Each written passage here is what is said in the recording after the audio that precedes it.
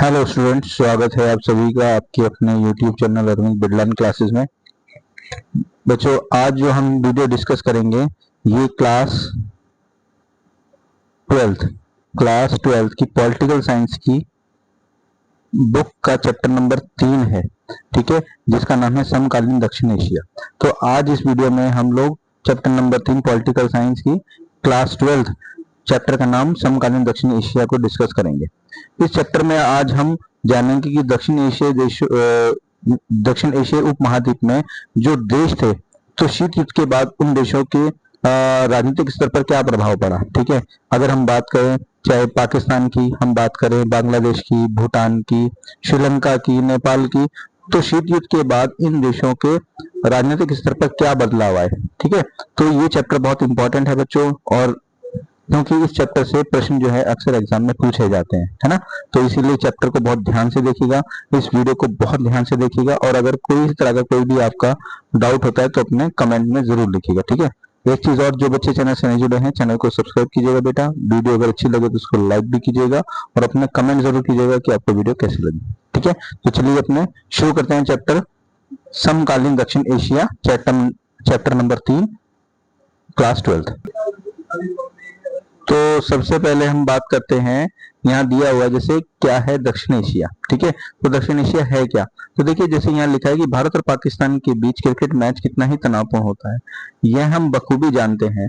हमने यह भी देखा है कि क्रिकेट मैच देखने के लिए पाकिस्तानी अथवा भारतीय प्रशंसक जब एक दूसरे के देशों में पहुंचते हैं तो उनका बड़ा आदर सत्कार होता है, गर्मजोशी से मेजबानी की जाती है। यही हाल दक्षिण एशियाई मामलों का भी है। यह एक ऐसा क्षेत्र है जहां सद्भाव, शत्रुता, आशा, निराशा तथा पारस्परिक शंका और विश्वास साथ साथ बसते हैं। ठीक है, तो ये दक्षिण एशिया के बारे में बोला गया है। देखिए, दक्षिण एशिया की अगर हम बात करते हैं तो दक्षिण एशिया में भारत के साथ साथ बहुत से देश हैं।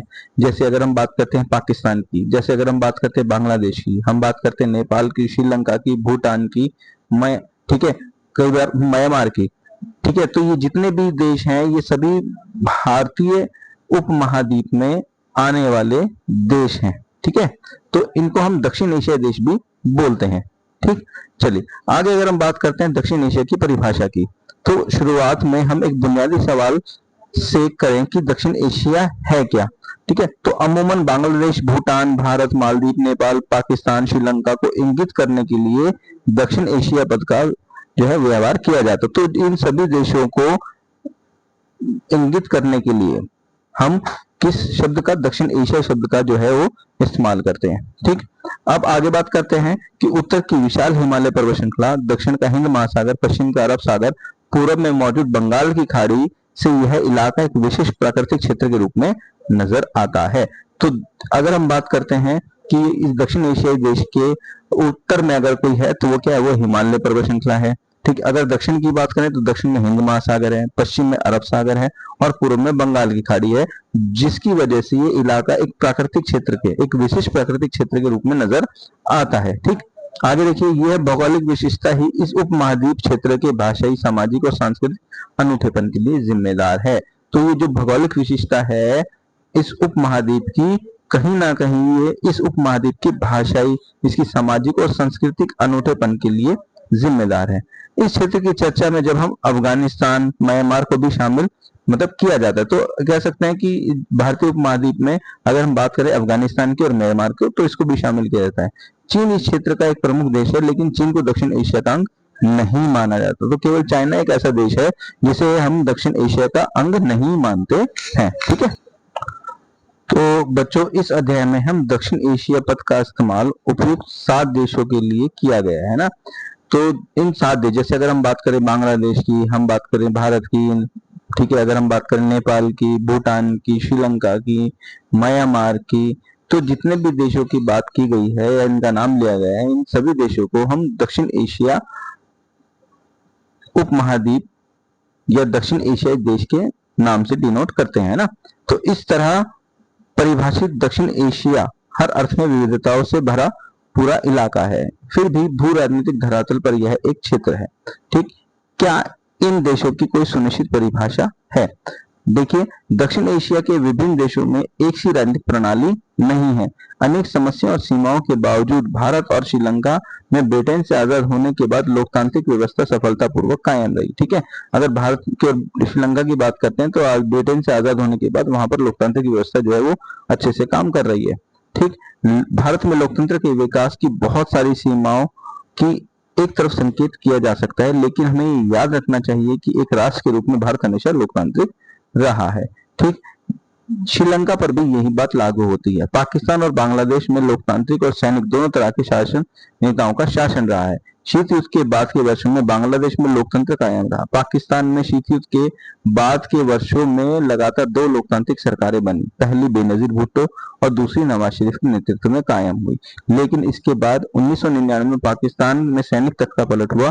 2008 से फिर से यहाँ लोकतंत्र शासन रहा। तो देखिए, अगर हम बात करते हैं शीत युद्ध के बाद पाकिस्तान में बेनजीर भुट्टो के नेतृत्व में और नवाज शरीफ के नेतृत्व में जो है सरकारें बनती हैं, लोकतांत्रिक सरकारें बनती हैं। लेकिन साल 1999 में पाकिस्तान में सैनिक तख्ता पलट होता है और सेना जो है वो शासन को कैप्चर कर लेती है।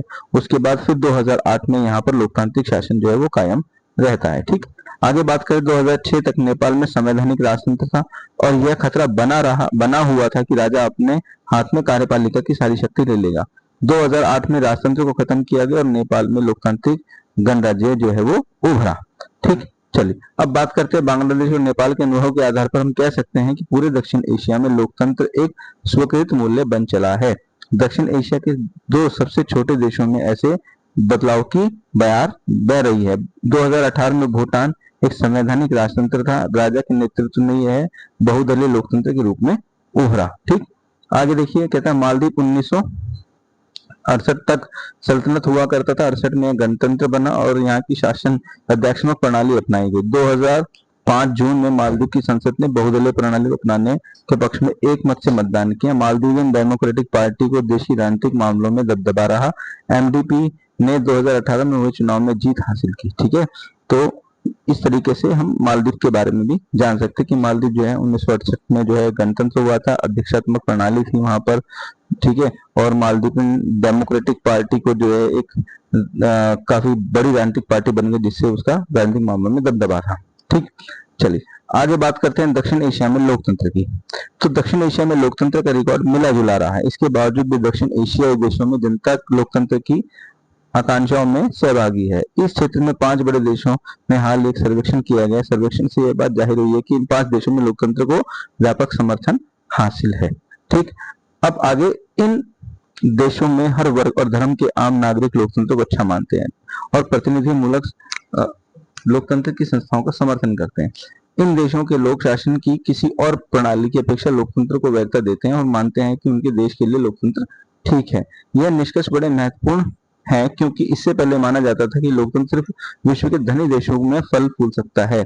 इस लिहाज से देखें तो दक्षिण एशिया के लोकतंत्र के अनुभव से लोकतंत्र का जो वैश्विक कल्पना का दायरा है वो बड़ा है। ठीक, नेक्स्ट आगे देखिए, लोकतंत्र को तानाशाही के रूप में व्यर्थ। दक्षिण एशिया के 5 बड़े देशों में नागरिकों से किए गए सर्वेक्षण में लोकतंत्र के प्रति लोगों की राय सामने आई है। सर्वेक्षण के अनुसार अधिकांश लोग लोकतंत्र को बेहतर व्यवस्था मानते हैं और बहुत कम लोग लोकतंत्र की उपयोगिता पर संदेह करते हैं, लेकिन देश के लिए लोकतंत्र उपयुक्त है। ठीक, अब आगे देखिए, सर्वेक्षण में लोकतंत्र को अपने देश में प्रयुक्त होने वाले लोगों का प्रतिशत। जैसे अगर हम ये आंकड़ा हमें दिया हुआ है, ठीक है, यहाँ पर ये हमें एक रिपोर्ट है ऑक्सफोर्ड यूनिवर्सिटी की, तो यहाँ पर विकासशील विकसित दक्षिण एशियाई भारत बांग्लादेश इन सब के बारे में यहाँ पर आंकड़ा दिया गया है। ठीक है, अगर हम बात करते हैं दक्षिण एशिया में घटनाक्रम की 1947 से, देखिए 1947 में ब्रिटिश राज की समाप्ति के बाद भारत पाकिस्तान का एक स्वतंत्र राष्ट्र के रूप में उदय होता है। ठीक, 1948 में श्रीलंका तत्कालीन सिलोन को आजादी मिली और कश्मीर को लेकर भारत और पाकिस्तान के बीच में लड़ाई हुई। 1954-55 में पाकिस्तान शीत युद्ध कालीन सैनिक गुट सीएटो और सेंटो में शामिल हुआ। 1960 में भारत और पाकिस्तान ने सिंधु नदी जल समझौते पर हस्ताक्षर किए। 1962 में भारत चीन के बीच में सीमा विवाद था। भारत पाक युद्ध संयुक्त राष्ट्र संघ का दक्षिण पाक प्रवेशक मिशन। ठीक है, 1965 में जो है भारत और पाकिस्तान के बीच में युद्ध होता है। ठीक है, ये युद्ध भारत जीत जाता है और 1966 में भारत पाकिस्तान के बीच ताशकंद समझौता होता है। ठीक, चलिए, मार्च 1971 में बांग्लादेश के नेताओं द्वारा आजादी की उद्घोषणा की गई। अगस्त 1971 में भारत और सोवियत संघ ने 20 वर्षों के लिए मैत्री संबंधी हस्ताक्षर किए और दिसंबर 1971 में भारत पाक का युद्ध बांग्लादेश जो है उसे मुक्त किया। जुलाई 1972 में भारत और पाकिस्तान के बीच शिमला समझौता होता है। 1974 में भारत ने परमाणु परीक्षण किए। 1976 में पाकिस्तान और बांग्लादेश के बीच जो है वो कूटनीतिक संबंध हल हुए। ठीक, आगे देखिए, दिसंबर 1985 में दक्षिण के पहले सम्मेलन ढाका में दक्षिण एशिया के देशों ने दक्षिण घोषणा पत्र पर हस्ताक्षर किए। ठीक, 1987 में भारत और श्रीलंका समझौता, भारतीय शांति सेना का श्रीलंका में अभियान होता है जब श्रीलंका में गृह युद्ध चल रहा होता है। ठीक है, तो वहां पर उस दौरान भारत के जो प्राइम मिनिस्टर है वो श्रीलंका में भारत शांति सेना भेजते हैं।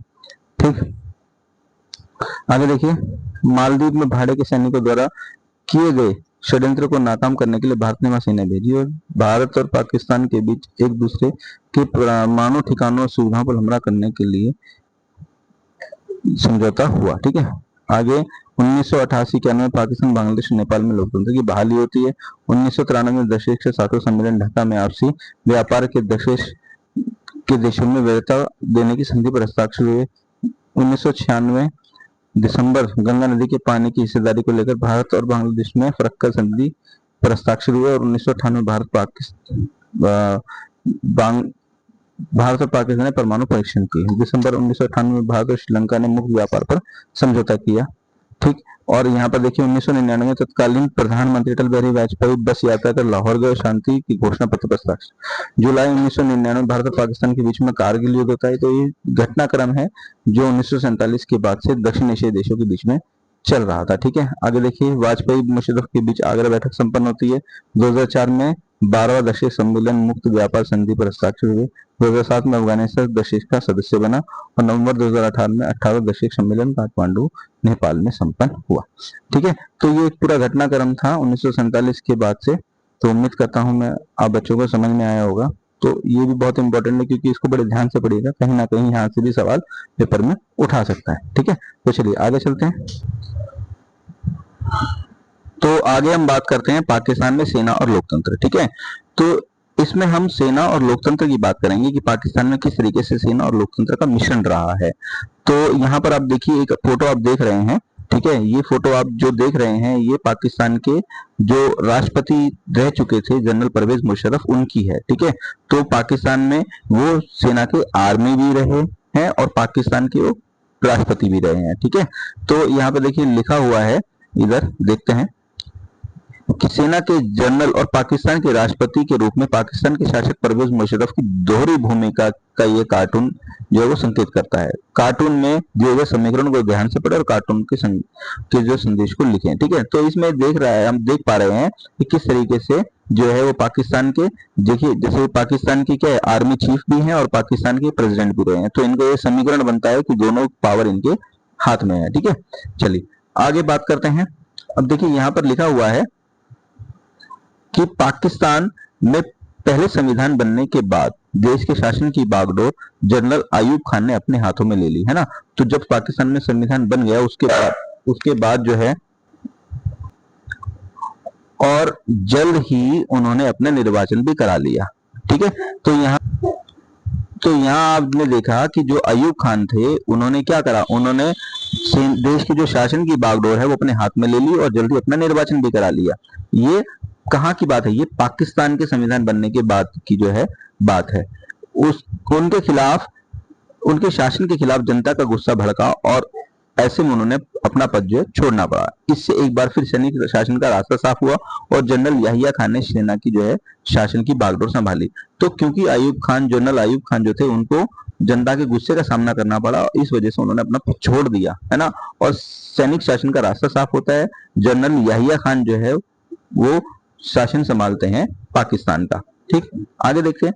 याहिया खान के सैनिक शासन के दौरान पाकिस्तान और को बांग्लादेश संकट का सामना करना पड़ा। 1971 में भारत के साथ जो है पाकिस्तान का युद्ध होता है। तो जो याहिया खान जब उन्होंने पाकिस्तान की बागडोर संभाली तो उनके समय पीरियड में पाकिस्तान को बांग्लादेश संकट का सामना करना पड़ा और 1971 में भारत के साथ पाकिस्तान का युद्ध होता है जिसमें पाकिस्तान हार जाता है। ठीक है, आगे युद्ध के परिणाम स्वरूप पूर्वी पाकिस्तान टूटकर एक स्वतंत्र देश बना जो बांग्लादेश कहलाया। जब 1971 की लड़ाई खत्म होती है तो जो पूर्वी पाकिस्तान था वो टूट गया और एक स्वतंत्र देश बना जो क्या कहलाया, बांग्लादेश कहलाया। इसके बाद पाकिस्तान में जुल्फिकार अली भुट्टो के नेतृत्व में एक निर्वाचित सरकार बनी जो 1971 से 1977 तक कायम रही। ठीक है, तो जुल्फिकार अली भुट्टो की जो सरकार थी वो एक निर्वाचित सरकार थी जो एक लोकतांत्रिक तरीके से बनी 1971 से 1977 तक। 1977 में जनरल जियाउल हक ने इस सरकार को गिरा दिया। 1982 के बाद जनरल जियाउल हक को लोकतंत्र समर्थक आंदोलन का सामना करना पड़ा और 1988 में एक बार फिर बेनजीर भुट्टो के नेतृत्व में लोकतांत्रिक सरकार बनी। ठीक है, तो कभी पाकिस्तान में सेना का शासन रहा तो कभी लोकतांत्रिक सरकार का शासन रहा। पाकिस्तान में इसके बाद राजनीतिक बेनजीर भुट्टो की पाकिस्तान पीपल्स पार्टी और मुस्लिम लीग की आपसी होड़ के इर्द गिर्द घूमती रही। 1999 में एक बार फिर सेना ने दखल दिया और जनरल परवेज मुशर्रफ ने प्रधानमंत्री नवाज शरीफ को हटा दिया।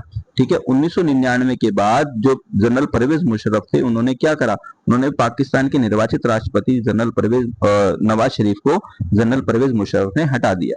2001 में परवेज मुशर्रफ ने अपना निर्वाचन राष्ट्रपति के रूप में करवाया। पाकिस्तान पर सेना की हुकूमत थी।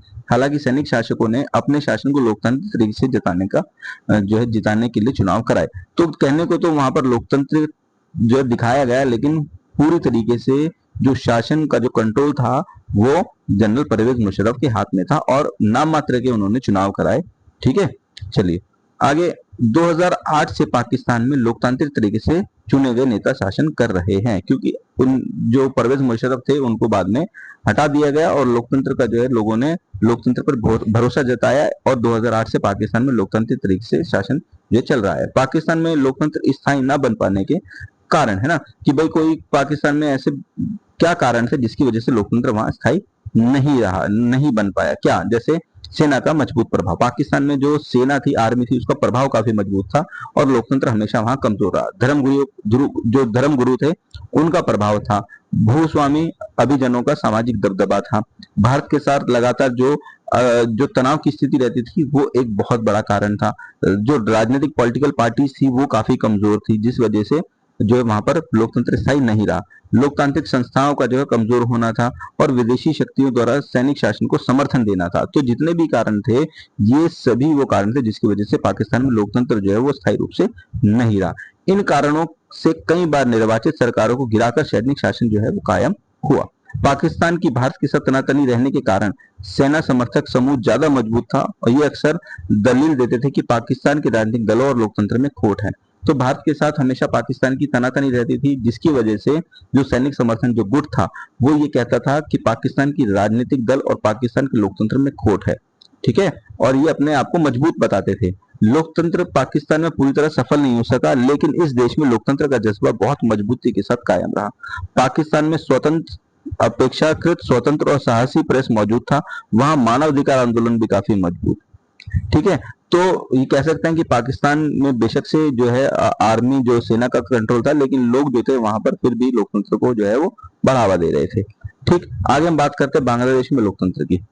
तो ये देखिए, ये जो आप फोटो देख रहे हैं ये बांग्लादेश की है और यहाँ पर एक लिखा भी हुआ है, इसको पढ़ते हैं। तो 1987 में जनरल इरशाद के खिलाफ लोकतांत्रिक समर्थक प्रदर्शन के दौरान पुलिस द्वारा मारे गए नूर हुसैन की याद में जहांगीरनगर विश्वविद्यालय सावर ढाका में दीवार पर बनी एक चित्रमाला उसकी पीठ पर अंकित है कि गणतंत्र मुक्त पाक। दीवार पर जय बांग्ला, जय बंग बंधु, विप्लव वीर यही सच्चे इंसान है, इस क्रांति ही मुक्ति का एक लौता रास्ता है जैसे नारे लिखे हैं। ठीक है, तो ये बांग्लादेश की फोटो है जिसे आप देख रहे हैं। ठीक है, क्योंकि वहां भी लोकतंत्र के लिए जो है उसके समर्थन में लोग आंदोलन कर रहे थे। आगे कहता है 1947 से 1971 तक बांग्लादेश पाकिस्तान का अंग था। अंग्रेजी राज के समय बंगाल और असम के विभाजित हिस्सों से पूर्व पाकिस्तान का यह क्षेत्र बना था। इस क्षेत्र के लोग पश्चिमी पाकिस्तान के दबदबे और अपने ऊपर उर्दू भाषा लादने के खिलाफ थे। जो पूर्वी पाकिस्तान के जो लोग थे वो पश्चिमी पाकिस्तान के द्वारा सताए हुए थे, क्योंकि पश्चिमी पाकिस्तान जो था वो उन पर उर्दू भाषा को लादने के समर्थन में था। ठीक है, आगे बात करते हैं। पाकिस्तान के निर्माण के तुरंत बाद यहाँ के लोगों ने बंगाली संस्कृति और भाषा के साथ किए जा रहे दुर्व्यवहार के खिलाफ विरोध जताना शुरू कर दिया है ना। तो जो बांग्लादेशी लोग थे वो बंगाली संस्कृति को और उनकी भाषा के साथ जो दुर्व्यवहार हो रहा था उसके खिलाफ उन्होंने विरोध जताना शुरू कर दिया। इस क्षेत्र की जनता ने प्रशासन में अपने नियोजित प्रतिनिधि, राजनीतिक सत्ता में समूची हिस्सेदारी की मांग उठाई। तो जो बांग्लादेशी जो जनता थी वो अपने प्रशासन में अपने प्रतिनिधित्व की और राजनीतिक सत्ता में अपने प्रतिनिधित्व की जो है वो मांग उठा रही थी। ठीक, पश्चिमी पाकिस्तान के प्रभुत्व के खिलाफ जन संघर्ष का खिलाफ शेख मुजब्बिर रहमान ने किया। तो जो मुजब्बिर रहमान थे ये बांग्लादेश के एक तरीके से बहुत बड़े लीडर थे जिन्होंने पाकिस्तान के प्रभुत्व के खिलाफ जन संघर्ष में नेतृत्व किया। उन्होंने पूर्वी क्षेत्र के लिए स्वायत्तता की मांग की। शेख मुजब्बिर रहमान के नेतृत्व वाली आवामी लीग 1970 के चुनाव में पूर्वी पाकिस्तान की सारी सीटों पर विजय जो है उनको मिली। आगे आवामी लीग को पूर्ण पाकिस्तान के लिए प्रस्तावित संविधान सभा में बहुमत हासिल हो गया, लेकिन सरकार का पश्चिमी पाकिस्तान के नेताओं पर दबदबा था, है ना। तो जब जो पश्चिमी पाकिस्तान के जो नेता थे उनका कंट्रोल था गवर्नमेंट के ऊपर, दबदबा था, तो उन्होंने जो संविधान सभा सरकार की जो इस सभा थी उसको आहूत करने से इनकार कर दिया, है ना। तो आवामी लीग जो शेख मुजब्बिर रहमान जिसको लीड कर रहे थे उस सरकार का समर्थन किया ही नहीं। पूरी जो पश्चिमी पाकिस्तान की सरकार थी, शेख मुजब्बिर रहमान को क्या किया, गिरफ्तार कर लिया। जनरल यहिया खान के सैनिक शासन जनरल यहिया खान के सैनिक शासन में पाकिस्तान सेना ने बंगाली जनता के आंदोलन को कुचलने की कोशिश की और हजारों पाकिस्तानी सेना के जो हाथों लोग मारे गए, है ना। तो जनरल यहिया खान जो था उन्होंने अपनी सैनिक शासन शक्ति का जो है बांग्लादेशी जो जनता थी, जो बंगाली जनता थी, उनके आंदोलन को कुचलने के लिए किया। क्योंकि जनता जो आंदोलन कर रही थी वो इस बात के लिए कर रही थी कि उनकी जो भाषा है वो बंगाली भाषा है, बांग्ला भाषा है, उन पर उर्दू ना थोपी जाए और उनके कल्चर को जो है वो बढ़ावा मिले, उनकी संस्कृति को बढ़ावा मिले। ठीक है, अब ये जो आंदोलन किया जा रहा था इस आंदोलन को जनरल यहिया खान ने कुचल दिया अपने सैनिक शासन व्यवस्था से और हजारों लोग जो है वो पाकिस्तानी सेना के हाथों मारे गए। इस वजह से पूर्वी पाकिस्तान से एक बड़ी संख्या में लोग भारत जो है वो प्लान कर गए। जब उनको मारा जा रहा था, बांग्लादेशी लोगों को जो पीटा जा रहा था, जिस वजह से काफी संख्या में लोग भारत की ओर पलायन कर गए। उस समय भारत की सरकार ने पूर्वी पाकिस्तान के लोगों की आजादी की मांग का समर्थन किया और उन्हें वित्तीय तथा सैनिक सहायता दी। भारत में इसके परिणाम स्वरूप 1971 में भारत और पाकिस्तान के बीच युद्ध छिड़ गया। तो 1971 में जो भारत पाकिस्तान के बीच युद्ध हुआ उस समय भारत में जो प्रधानमंत्री थी श्रीमती इंदिरा गांधी थी, जिन्होंने इस युद्ध में जो है बांग्लादेशी जो पूर्वी पाकिस्तान जो था उसके लोगों की आजादी का समर्थन किया और उनको वित्तीय तथा सैनिक सहायता प्रदान की। युद्ध की समाप्ति पूर्वी पाकिस्तान में पाकिस्तानी सेना के आत्मसमर्पण तथा एक स्वतंत्र राष्ट्र बांग्लादेश के निर्माण के साथ हुई। 1971 की जो लड़ाई थी भारत पाकिस्तान के बीच में हुई, जब ये लड़ाई खत्म होती है तो जो पूर्वी पाकिस्तान था ये एक स्वतंत्र राष्ट्र बना जिसे बांग्लादेश कहलाया और पाकिस्तानी सेना ने भारतीय सेना के सामने आत्मसमर्पण कर दिया। ठीक, अब बात करते हैं बांग्लादेश की राजनीतिक विकास की। बांग्लादेश ने अपना संविधान बनाकर उसमें अपने आप को एक धर्मनिरपेक्ष लोकतांत्रिक और समाजवाद देश घोषित किया। 1975 में शेख मुजब्बिर रहमान ने संविधान में संशोधन कराया और संसदीय प्रणाली की जगह अध्यक्षात्मक शासन प्रणाली को जो है वो मान्यता मिली। शेख मुजब्बिर ने अपनी पार्टी आवामी लीग को छोड़कर अन्य सभी पार्टियों को समाप्त कर दिया और इससे तनाव और संघर्ष की स्थिति पैदा हुई। क्योंकि शेख मुजब्बिर रहमान ने जो संविधान में संशोधन किया, उनका संशोधन के बाद संसदीय प्रणाली को हटाकर उसकी जगह अध्यक्षात्मक शासन व्यवस्था को लाया गया। आवामी जो उनकी पार्टी थी आवामी लीग शेख मुजब्बिर रहमान की, उस पार्टी को छोड़कर बांग्लादेश में और जितनी भी पार्टियां थी उनको समाप्त कर दिया गया, जिससे कि बांग्लादेश में तनाव और संघर्ष की स्थिति पैदा हुई। अगस्त 1975 में सेना ने उनके खिलाफ बगावत कर दी और इसी नाटकीय घटनाक्रम में शेख मुजब्बिर रहमान सेना के हाथों जो है मारे गए। तो 1975 में जब उनके खिलाफ बगावत कर दी और सेना के हाथों शेख मुजब्बिर रहमान जो है वो मारे गए। नए सैनिक शासक जियाउर रहमान ने अपनी बांग्लादेश नेशनल पार्टी बनाई और 1979 में चुनाव में विजयी रहे। तो शेख मुजब्बिर रहमान के बाद जो अगला लीडर आया वो कौन थे? नए सैनिक शासक थे जिनका नाम था जियाउर रहमान और ये इन्होंने बांग्लादेश नेशनल पार्टी बनाई और 1979 में ये चुनाव लड़े और विजयी रहे। जियाउर रहमान की हत्या और लेफ्टिनेंट जनरल एच.एम. इरशाद के नेतृत्व में बांग्लादेश में एक और सैनिक शासन की बागडोर संभाली। तो जियाउर रहमान की जब हत्या हो गई, उनकी हत्या के बाद लेफ्टिनेंट जनरल इरशाद जो है वो बांग्लादेश का उन्होंने नेतृत्व किया और शासन की बागडोर संभाली।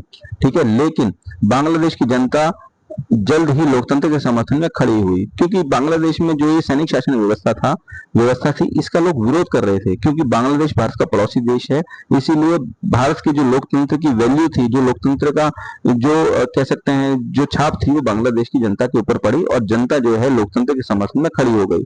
छात्र आंदोलन में छात्र आगे आगे चल रहे थे। बाध्य होकर जनरल इरशाद ने राजनीतिक गतिविधियों को छोड़ दी और बाद में वे राष्ट्रपति निर्वाचित हुए। जनता के व्यापक विरोध के आगे झुक गए, लेकिन झुकते हुए लेफ्टिनेंट जनरल इरशाद ने 1990 में राष्ट्रपति का पद छोड़ दिया, है ना। तो जनरल इरशाद जब लोकतंत्र समर्थक की आवाज के आगे झुक गए, उन्होंने राजनीतिक गतिविधियों को छूट दे दी, वो राष्ट्रपति निर्वाचित हुए, लेकिन ज्यादा समय तक राष्ट्रपति नहीं बने, क्योंकि 1990 में उन्होंने अपना राष्ट्रपति का पद छोड़ दिया, क्योंकि जनता जो है वो सैनिक शासन का विरोध कर रही थी। ठीक है। और 1991 में हुए चुनाव, इसके बाद से बांग्लादेश में बहुदलीय चुनावों पर आधारित प्रतिनिधिमूलक लोकतंत्र कायम है ना। तो अब बांग्लादेश में बहुदलीय व्यवस्था है और बांग्लादेश में इसी बहुदलीय चुनाव जो व्यवस्था के पर आधारित चुनाव होते हैं और वहां लोकतंत्र कायम है। ठीक। चलिए अब हम बात करते हैं नेपाल में राजतंत्र और लोकतंत्र की। ठीक है। तो नेपाल में राजतंत्र और लोकतंत्र, ठीक है। तो ये जो आप फोटो देख रहे हैं बच्चों, ये नेपाल की जनता की है। ठीक है। यहाँ पर आप देख रहे हैं कि कुछ लोग जो है वो विरोध प्रदर्शन कर रहे हैं ना। तो यहाँ देखिए दो चित्र दिए गए हैं। पहले चित्र में लोकतंत्र समर्थक दुर्गा थापा को लोकतंत्र बहाली की एक रैली काठमांडू 1990 में भाग लेते हुए दिखाया गया।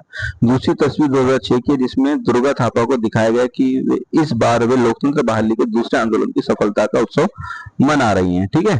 तो नेपाल में जो है लोकतंत्र के समर्थन की बहाली को लेकर, लोकतंत्र को लेकर जो है ये विरोध हो रहा है ना, कि लोकतंत्र का जो है लोग समर्थन कर रहे हैं। नेपाल अतीत में एक हिंदू राज्य था। आधुनिक काल में कई सालों तक यहाँ संवैधानिक राजतंत्र रहा। संवैधानिक राजतंत्र के दौर में नेपाल की राजनीतिक पार्टियां और आम जनता ज्यादा खुले और उत्तरदायी शासन की आवाज उठाते रहे, लेकिन राजा ने सेना की सहायता से शासन पर पूरा जो है नियंत्रण कर लिया और नेपाल में लोकतंत्र की राह जो है अवरुद्ध हो गई।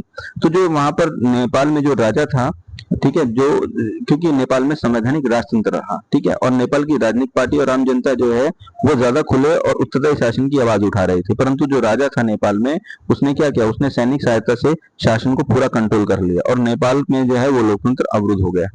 ठीक है। इसके बाद एक मजबूत लोकतंत्र समर्थक आंदोलन की चपेट में आकर राजा ने 1990 में एक नए लोकतंत्र संविधान की मांग मान ली। ठीक। नेपाल में लोकतांत्रिक सरकारों का कार्यकाल बहुत छोटा और समस्याओं भरा रहा। 1990 के दशक में नेपाल के माओवादी नेपाल के अनेक हिस्सों में अपना प्रभाव जमाने में कामयाब रहे। तो जो माओवादी थे ये भी कहीं ना कहीं राजा का विरोध कर रहे थे, है ना। ठीक। अब माओवादी राजा और सत्ताधारी अभिजन के खिलाफ सशस्त्र विद्रोह करना चाहते थे। इस वजह से राजा की सेना और माओवादी गोरिल्लाओं के बीच में हिंसक झड़प हो गई। कुछ समय तक राजा की सेना, लोकतंत्र समर्थक और माओवादियों के बीच में त्रिकोणा संघर्ष जो है वो हुआ। 2002 में राजा ने संसद को भंग कर दिया और सरकार को गिरा दी। तो राजा जो है वो अपनी शक्तियों का इस्तेमाल कर रहा था। इसके बाद 2006 में देशव्यापी लोकतंत्र समर्थक प्रदर्शन हुए। संघर्षरत लोकतंत्र समर्थक शक्तियों ने अपनी पहली बड़ी जीत हासिल की और राजा ज्ञानेंद्र ने बाध्य होकर संसद को बहाल किया। तो 2006 में राजा ने लोगों के लोकतंत्र के समर्थन में जो लोग खड़े हुए थे उनके आगे झुक गया राजा, और राजा ज्ञानेंद्र ने बाध्य होकर संसद को बहाल कर दिया। इसका प्रतिरोध नेतृत्व 7 दलों के गठबंधन, माओवादी तो सामाजिक कार्यकर्ताओं ने किया। नेपाल में लोकतंत्र की आमद अब लगभग मुकम्मल हो गई, है ना। तो ये कह सकते हैं कि जो राजा पर जो प्रेशर बना रहे थे वो कौन, वो 7 दलों का एक गठबंधन था जो है राजा पर जो है प्रेशर बना रहे थे। ठीक है। और इसमें बोल सकते हैं कि नेपाल में लोकतंत्र जो है, क्योंकि राजा ने संसद को बहाल कर दिया और राजा जो है धीरे धीरे जो है घबराने लगा था, क्योंकि लोकतंत्र के समर्थन में लोग आवाज उठाने लगे थे। तो कह सकते हैं कि जो नेपाल था उसमें अब लोकतंत्र की जो है राह वो आसान हो गई थी। नेपाल ने अपने इतिहास के एक अद्वितीय दौर से गुजर रहा था। नेपाल का संविधान लिखने के लिए वहां संविधान सभा का गठन हुआ। ठीक है। और 2008 में नेपाल ने राजतंत्र को खत्म करने के बाद लोकतांत्रिक गणराज्य का रूप लिया। तो 2008 में नेपाल में राजतंत्र को खत्म कर दिया गया, राजा को हटा दिया गया और नेपाल जो है वो एक लोकतांत्रिक गणराज्य का रूप जो है वो उसने ले लिया। और 2015 में नेपाल ने नया संविधान अपनाया। ठीक है। तो नेपाल में इस तरीके से जो है राजतंत्र को खत्म किया गया और लोकतंत्र को अपनाया गया। तो नेपाल में बहुत बड़ा जो है काम वहां की जनता के द्वारा किया गया राजतंत्र को खत्म करने के लिए। ठीक। अब आगे हम बात करते हैं भारत के अगले पड़ोसी देश, जिसका नाम है श्रीलंका। तो श्रीलंका में जातीय संघर्ष और लोकतंत्र। तो यहाँ जो आप फोटो देख रहे हैं बच्चे, ये श्रीलंका में ये एक फोटो जिसमें लायन है और एक ये टाइगर है, बीच में जो व्यक्ति है वो श्रीलंका के राष्ट्रपति महिंद्रा राजपक्षे है। तो ये टाइगर है, ये तमिल गुट को दिखाता है और जो लायन है ये सिंहली गुट को दिखाता है और इनके बीच में ये बैलेंस बनाकर खड़े हैं। ठीक है, ये देखिए बैलेंस बना के चल रहे हैं ताकि, है ना, ये यहाँ पे रस्सी पे चल रहे हैं। ठीक है, कार्टून दिखा रहा है। अब आजादी 1948 के बाद से लेकर अब तक श्रीलंका में लोकतंत्र कायम है। तो श्रीलंका 1948 में आजाद होता है, लेकिन श्रीलंका को एक कठिन चुनौती का सामना करना पड़ा। ये चुनौती ना तो सेना की थी और ना ही राजतंत्र की। श्रीलंका को जातीय संघर्ष का सामना करना पड़ा, जिसकी मांग थी कि श्रीलंका के एक क्षेत्र को अलग राष्ट्र बनाया जाए, है ना, क्योंकि श्रीलंका में जो जातीय संघर्ष था, जिसमें एक कम्युनिटी ये मांग कर रही थी कि श्रीलंका के एक क्षेत्र को अलग राष्ट्र बनाया जाए। आजादी के बाद श्रीलंका की राजनीति में बहुसंख्यक सिंहली समुदायों के हितों की नुमाइंदगी करने वालों का दबदबा था। तो श्रीलंका में जो बहुसंख्यक सिंहली लोग थे, उनका श्रीलंका की राजनीति में काफी दबदबा था। ठीक है, आगे श्रीलंका में जो तमिल जो आबादी थी, ये तमिल आबादी के खिलाफ आंदोलन जो थे, ये सिंहली लोग खड़े थे, क्योंकि जो तमिल थी वो, ये तमिल जो लोग थे भारत छोड़कर आकर श्रीलंका में बस गए थे। तमिलों का बसना श्रीलंका के आजाद होने के बाद भी जारी रहा था। सिंहली राष्ट्रवादियों का मानना था कि श्रीलंका में तमिलों के साथ कोई रियायत नहीं बरतनी चाहिए, क्योंकि श्रीलंका सिर्फ सिंहली लोगों का है। तो जो सिंहली राष्ट्रवादी थे वो तमिल लोगों के खिलाफ थे और उनका ऐसा मानना था कि उनके साथ तमिलों के साथ किसी तरह की रियायत नहीं बरतनी चाहिए, क्योंकि श्रीलंका सिर्फ और सिर्फ सिंहली लोगों का है। तमिलों के प्रति उपेक्षा भरे व्यवहार से एक उग्र तमिल जाति संघर्ष और राष्ट्रवाद की आवाज बुलंद होती है, क्योंकि तमिलों को दबाया जाता है, उनके राजनीतिक अधिकारों को छीना जाता है। ठीक है, उनकी लैंग्वेज को ऑफिशियल नहीं माना जाता है। ठीक है, जिसकी वजह से श्रीलंका में एक उग्र तमिल जाति संघर्ष उत्पन्न होता है। ठीक, अब यहां से जो है श्रीलंका में एक ग्रह शुरू हो जाता है। 1983 के बाद उग्र तमिल संगठन, जिसे liberation tigers of Tamil Eelam यानी लिट्टे बोला जाता है ना, क्या बोला जाता है इसको, लिट्टे यानी liberation tiger of Tamil Eelam, Sri Lanka सेना के साथ सशस्त्र संघर्ष कर रहा था। तो 1983 में लिट्टे जो है वो श्रीलंका सेना के साथ युद्ध कर रहा था, क्योंकि लिट्टे जो है वो कहीं ना कहीं तमिल लोगों को समर्थन कर रहा था। इसने तमिल ईलम अर्थात श्रीलंका के तमिलों के लिए एक अलग देश की मांग की।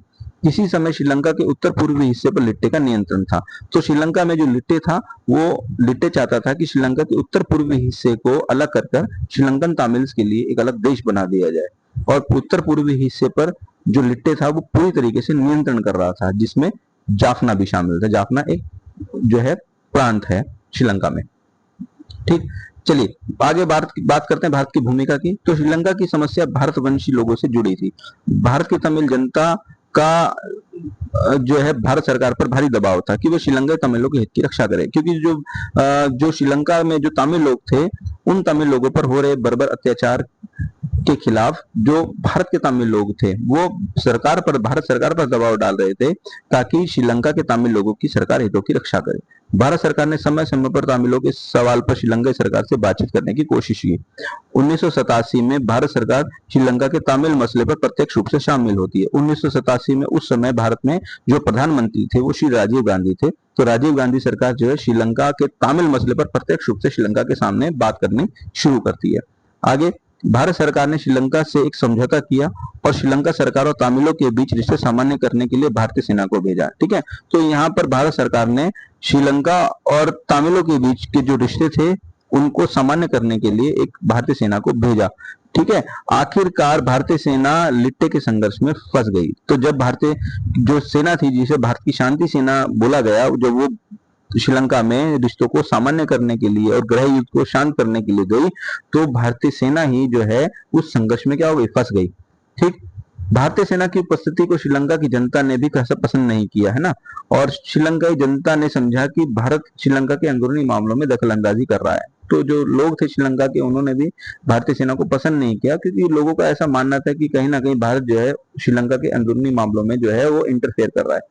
तो 1989 में भारत ने अपनी शांति सेना को वापस बुला लिया, है ना। तो भारत ने अपनी जो शांति सेना भेजी थी उसको वापस बुला लिया और अंततः सशस्त्र संघर्ष समाप्त हो गया, क्योंकि 2009 में लिट्टे को समाप्त कर दिया गया। तो 2009 में जो गृह युद्ध था वो समाप्त हो गया कि लिट्टे के जो हेड थे वो जो युद्ध था उस युद्ध में मारे गए। ठीक है, और फाइनली जो है 2009 में ये सिविल वॉर श्रीलंका में खत्म हो गई। संघर्ष की चपेट में होने के बाद भी श्रीलंका ने अच्छी आर्थिक वृद्धि और विकास के उच्च स्तर को हासिल किया। तो हम कह सकते हैं कि गृह युद्ध समाप्त होने के बाद श्रीलंका ने अपनी इकोनॉमिक ग्रोथ को और अपने विकास के स्तर को जो है उच्च स्तर को हासिल किया। दक्षिण एशिया के देशों में सबसे पहले श्रीलंका ने अपनी अर्थव्यवस्था का औदारीकरण किया। ठीक है, गृह युद्ध से गुजरने के बावजूद श्रीलंका ने लोकतांत्रिक राज्य व्यवस्था को जो बनाए रखा। ठीक, आगे हम बात करते हैं भारत और पाकिस्तान के संघर्ष की। ठीक, तो यहाँ पर देखिए आप एक फोटो देख रहे हैं, तो ये जो फोटो है ये हमारे देश के prime minister doctor Manmohan Singh है और ये पाकिस्तान के प्रेसिडेंट जनरल परवेज मुशर्रफ है। ठीक है, तो यहाँ देखिए 2004 से 14 के दौरान भारत पाक की वार्ताओं का एक नजरिया। ठीक, तो भारत और पाकिस्तान के बीच कई अंतर्राष्ट्रीय मुद्दों पर संघर्ष रहा है। इन संघर्षों में सबसे प्रमुख और सर्वग्रासी संघर्ष भारत पाकिस्तान के बीच का संघर्ष है। विभाजन के तुरंत बाद दोनों देश कश्मीर के मसले पर लड़ पड़े। ठीक, पाकिस्तान की सरकार का दावा था कि कश्मीर पाकिस्तान का है। भारत और पाकिस्तान के बीच 1947-48 और 1965 के युद्ध से इस मसले का समाधान नहीं हुआ, क्योंकि 1948 में पाकिस्तान की सेना ने कश्मीर के कुछ हिस्से पर, कश्मीर के थोड़े से हिस्से पर कब्जा कर लिया था। 1948 के युद्ध के फलस्वरूप कश्मीर के दो हिस्से हो गए। एक हिस्सा पाकिस्तान अधिकृत कश्मीर कहलाया, जिस पर पाकिस्तान सेना ने जो है वो अधिकार कर लिया। ठीक है, और ये हिस्सा कहलाया पाक अधिकृत कश्मीर, जबकि दूसरा हिस्सा भारत का जम्मू कश्मीर क्षेत्र बना। ठीक, 1971 में भारत ने पाकिस्तान के खिलाफ निर्णायक युद्ध जीता, लेकिन कश्मीर मसला जो है वो अनसुलझा रहा। तो 1971 की जो भारत पाकिस्तान की लड़ाई होती है उसमें पाकिस्तान हार जाता है और भारत जीत जाता है। ठीक है, नेक्स्ट आगे बात करते हैं सामरिक विवाद की। तो सियाचिन ग्लेशियर पर नियंत्रण और हथियारों की होड़ को लेकर भी भारत पाकिस्तान के बीच तनाव रहा।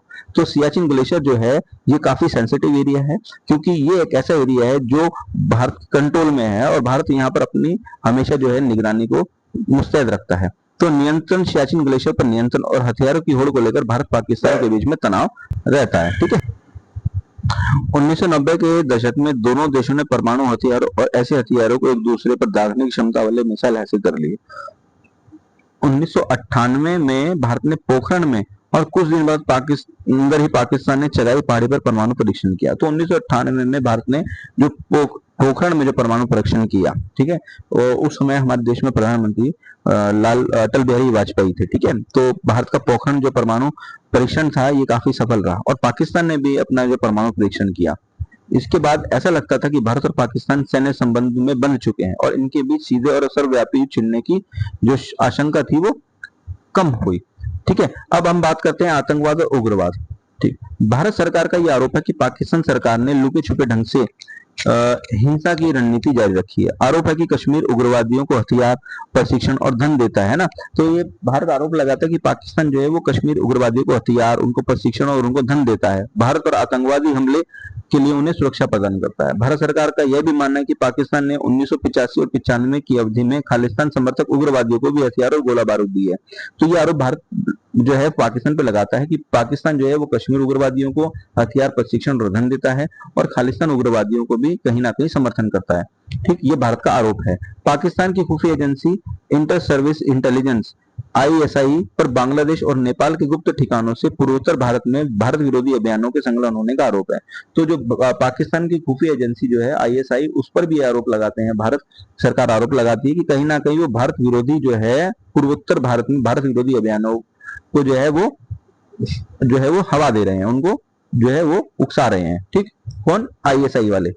ठीक है, इसके जवाब में पाकिस्तान की सरकार भारत सरकार और उसकी खुफिया एजेंसी पर सिंध और बलूचिस्तान समस्या पर भड़काने का आरोप लगाती है। तो पाकिस्तान वाले भारत सरकार पर आरोप लगाते हैं और भारत सरकार जो है पाकिस्तान पर आरोप लगाती है। ठीक, नेक्स्ट आगे बात करते हैं सिंधु जल समझौता। तो सिंधु जल समझौते की अगर हम बात करते हैं तो भारत और पाकिस्तान के बीच नदी जल के बंटवारे के सवाल पर तनातनी हुई। 1960 तक दोनों देशों के बीच सिंधु नदी के इस्तेमाल को लेकर तीखे विवाद हुए, है ना। तो 1960 में विश्व बैंक की मदद से भारत और पाकिस्तान ने सिंधु जल संधि पर जो है हस्ताक्षर किए। अब सिंधु जल संधि पर हस्ताक्षर होने के बाद इस नदी का 20% पानी जो है वो कौन इस्तेमाल करेगा? वो इस्तेमाल करेगा भारत। ठीक है, और इस नदी का 80% पानी जो है वो कौन इस्तेमाल करेगा? वो इस्तेमाल करेगा पाकिस्तान।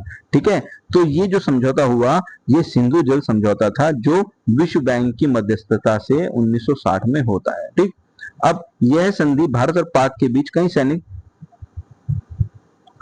सैनिक जो है संघर्षों के बावजूद भी कायम रही, है ना। हालांकि सिंधु जल संधि की व्याख्या और नदी जल के इस्तेमाल को लेकर अभी भी कुछ छोटे मोटे विवाद हैं। ठीक, आगे हम बात करते हैं सर क्रीक विवाद की। ठीक है, तो कच्छ के रण में सर क्रीक की सीमा रेखा को लेकर दोनों देशों के बीच मतभेद है ना। तो जो सर क्रीक है ये एक ऐसा क्षेत्र है जो कच्छ के रण में पड़ता है, यानी ये गुजरात का क्षेत्र है। ठीक है, जो गुजरात का क्षेत्र है ये। ठीक है, हम लिख सकते हैं ये किसका, गुजरात का क्षेत्र है, गुजरात का। ठीक है, और जो ये कच्छ के रण वाला जो क्षेत्र है, सर क्रीक वाला जो क्षेत्र है, ये कच्छ के रण में पड़ता है और ये एक ऐसा संकरा सा क्षेत्र है जिसको लेकर दोनों देशों के बीच में जो है वो विवाद है। ठीक, मतभेद है। ठीक है, तो यह विवाद छोटा जाना पड़ता है लेकिन इसके साथ चिंताएं जुड़ी हुई है। इस विवाद का समाधान जिस ढंग से किया जाएगा इसका असर इसके इलाके से सटे समुद्री संसाधनों पर, इसके नियंत्रण पर भी पड़ेगा। ठीक है, तो ये कह सकते हैं कि हालांकि बहुत छोटा सा क्षेत्र है ये सर क्रीक, लेकिन अगर इसका कोई हल निकलता है, इस विवाद का कहीं समाधान रहता है, निकलता है, तो कहीं ना कहीं संसाधनों के नियंत्रण पर भी इसका असर पड़ेगा। ठीक है, तो इस विवाद को लेकर दोनों देश जो है एक दूसरे के साथ एक दूसरे के आमने सामने कई बार खड़े हो जाते हैं। तो भारत और पाकिस्तान के बीच इन सभी मामलों के बारे में वार्ताओं का दौर जो है वो चलता रहता है। ठीक, चलिए अब हम बात करते हैं भारत और उसके अन्य पड़ोसी देश, जैसे भारत और बांग्लादेश की बात करते हैं। आगे देखिए, बांग्लादेश और भारत के बीच गंगा और ब्रह्मपुत्र नदी जल के हिस्सेदारी सहित कई मुद्दों पर मतभेद है। भारत सरकार ने बांग्लादेश से नाखुश होने के कारणों में कई सारे कारण शामिल हैं, जिससे भारत सरकार जो है बांग्लादेश से खुश नहीं है। क्या कारण है, जैसे भारत में अवैध अप्रवास पर ढाका का खंडन। ढाका कौन क्या है, ये बांग्लादेश की कैपिटल है। तो भारत में जो लोग गलत तरीके से, अवैध तरीके से बांग्लादेशी लोग रह रहे हैं, उस बात का बांग्लादेश खंडन करता है कि ये बात गलत है। ठीक है, हालांकि बहुत से ऐसे बांग्लादेशी जो है वो अवैध तरीके से भारत में रह रहे हैं। भारत विरोधी इस्लामिक कट्टरपंथी जमातों का को समर्थन कर, तो जो बांग्लादेश है वो भारत विरोधी जो इस्लामिक कट्टरपंथी है उनको समर्थन करता है। ठीक, भारतीय सेनाओं को पूर्वोत्तर भारत में जाने के लिए अपने इलाके से रास्ता देने से बांग्लादेश इनकार करता है, जो एक बहुत गंभीर मसला है। आगे, ढाका के भारत को प्राकृतिक गैस के निर्यात न करने के फैसले। तो जो बांग्लादेश है वो नेचुरल गैस का निर्यात भारत को नहीं करता, जिसका जो है भारत जो है काफी विरोध करता है। म्यांमार को बांग्लादेशी इलाके से होकर भारत को प्राकृतिक गैस निर्यात ना करने देना है ना। तो म्यांमार को खुद तो बांग्लादेश और भारत को निर्यात नहीं करता, और साथ ही साथ म्यांमार को भी अपने में इलाके में से जो है गैस निर्यात करने से रोकता है भारत को। आगे, बांग्लादेश की सरकार का मानना है कि भारत सरकार नदी जल में हिस्सेदारी के सवाल पर इलाके की दादा की तरह बर्ताव करती है। ठीक है, तो ये बांग्लादेशी गवर्नमेंट का मानना है कि भारत सरकार जो है वो नदी जल की हिस्सेदारी पर जो है वो अपने आप को बहुत ज्यादा जो है बड़ा समझती है। ठीक, आगे, इसके अलावा भारत सरकार पर चटगांव पर्वतीय क्षेत्र में विद्रोह को हवा देने, बांग्लादेश के प्राकृतिक गैस में सेंधमारी करने और व्यापार में बेईमानी बरतने का भी जो है आरोप भारत सरकार पर बांग्लादेश सरकार लगाती है। इन विभेदों के बावजूद भी भारत और बांग्लादेश कई मसलों पर सहयोग करते हैं। पिछले 20 वर्षों के दौरान दोनों देशों के बीच आर्थिक संबंध बेहतर हुए हैं। बांग्लादेश भारत के लुक ईस्ट और 2014 की एक्ट ईस्ट नीति का हिस्सा रहा है। ठीक, आपदा प्रबंधन और पर्यावरण के मसले पर भी दोनों देशों ने निरंतर सहयोग किया है। 2015 में दोनों ने कुछ परिक्षेत्रों का आदान प्रदान किया। तो 2015 में बहुत सी बस्तियां जो है वो भारत से बांग्लादेश शिफ्ट कर दी गई और कुछ बस्तियां जो है वो बांग्लादेश से भारत शिफ्ट कर दी गई। इस तरीके से क्षेत्रों का आदान प्रदान किया है भारत ने। ठीक, आगे बात करते हैं भारत और नेपाल की। तो भारत और नेपाल के बीच मधुर संबंध है और दोनों देशों के बीच एक संधि हुई है। इस संधि के तहत दोनों देशों के नागरिक एक दूसरे के देश में बिना पासपोर्ट और वीजा के आ जा सकते हैं और काम कर सकते हैं। खास संबंधों के बावजूद दोनों देशों के बीच अतीत में व्यापार से संबंधित मनमुटाव पैदा हुआ है। नेपाल की चीन के साथ दोस्ती को लेकर भारत सरकार ने अक्सर अपनी प्रशंसा जताई है, क्योंकि चीन जो है ये भारत के साथ हमेशा विरोध में खड़ा रहता है और नेपाल जो है वो कहीं ना कहीं अगर चीन की तरफ झुकाव कर रहा है अपना, तो इसका विरोध जो है भारत सरकार करती है। ठीक है, चलिए, नेपाल सरकार भारत विरोधी तत्वों के खिलाफ कदम नहीं उठाती, इससे भी भारत नाखुश है। भारत की सुरक्षा एजेंसी नेपाल में चल रहे माओवादी आंदोलनों को अपनी सुरक्षा के लिए खतरा मानती है और नेपाल में बहुत से लोग ऐसे सोचते हैं कि भारत सरकार नेपाल के अंदरूनी मामलों में दखल दे रही है और उसके नदी जल और पन बिजली पर आंखें गड़ाए हुए है। तो ऐसा नेपाल के लोगों का मानना है कि भारत सरकार जो है नेपाल के अंदरूनी मामले में कोशिश करती है दखल देने के लिए और कहीं ना कहीं उनके रिसोर्स पर अपनी नजर गड़ाए हुए है। ठीक है, तो ये सारी चीजें भारत और नेपाल के बीच में वर्तमान समय में भी चल रही है। हालांकि समय समय पर दोनों देशों के बीच में कई सारी वार्ताएं होती है, एक दूसरे के साथ ये व्यापार करते हैं, चाहे वो भारत नेपाल हो, चाहे भारत श्रीलंका हो या भारत पाकिस्तान हो। तो वर्तमान समय में व्यापार भी इन देशों के बीच में चलता है। ठीक है, तो इसी के साथ बच्चों ये चैप्टर हमारा फिनिश होता है। उम्मीद करता हूँ आपको समझ में आया होगा। तो वीडियो कैसी लगी, एक मेरे द्वारा छोटा सा प्रयास था आपको ये चैप्टर समझाने का। तो उम्मीद करता हूँ आपको समझ में आया होगा बेटा। और अगर कोई तरह की किसी तरह की कोई समस्या है, कोई चीज नहीं समझ में आई, तो आप अपने कमेंट लिख सकते हैं, मुझे बता सकते हैं। और जो बच्चे चैनल से नहीं जुड़े हैं, चैनल को सब्सक्राइब कीजिएगा, वीडियो को लाइक जरूर कीजिएगा, है ना, और अपने कमेंट जरूर कीजिएगा कि आपको वीडियो कैसी लगी। ठीक है, तो मिलेंगे फिर हम अपनी नेक्स्ट वीडियो पे। तब तक अपना ध्यान रखिए, खूब अच्छे से पढ़ाई कीजिए और चलिए, ठीक है। Thank you very much.